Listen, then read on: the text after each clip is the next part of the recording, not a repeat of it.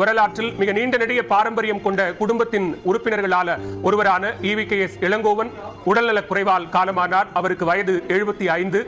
கடந்த ஒரு மாத காலமாக நுரையீரல் தொற்று காரணமாக சென்னை மியாட் மருத்துவமனையில் சிகிச்சை பெற்று வந்த காங்கிரஸ் மூத்த தலைவரும் ஈரோடு கிழக்கு தொகுதி சட்டமன்ற உறுப்பினருமான EVKS இளங்கோவன் காலமானார் என்கிற செய்தியை மருத்துவமனை நிர்வாகம் உறுதிப்படுத்தி இருக்கிறது. பெரியாரின் சகோதரரான ஈவே கிருஷ்ணன் அவருடைய மகன் EVK சம்பத், அவருடைய மகனான EVKS இளங்கோவன் தமிழக அரசியல் வரலாற்றில் தமிழ்நாடு காங்கிரஸ் கமிட்டியின் தலைவராகவும் மத்திய இணை அமைச்சராகவும் பல்வேறு பொறுப்புகளை வகித்தவர். சட்டமன்ற உறுப்பினராக தன்னுடைய பணிகளை நிச்சயம் அவர் தொடருவார் என்று நம்பிக்கை தெரிவிக்கப்பட்டிருந்த நிலையில் தற்போது உடல்நலக் குறைவு காரணமாக மருத்துவமனையில் அனுமதிக்கப்பட்டிருந்த EVKS இளங்கோவன் சிகிச்சை பலனின்றி காலமானார் என்கிற செய்தியை மருத்துவமனை நிர்வாகம் உறுதிப்படுத்தி இருக்கிறது. கடந்த ஒரு மாத காலமாகவே நுரையீரல் தொற்று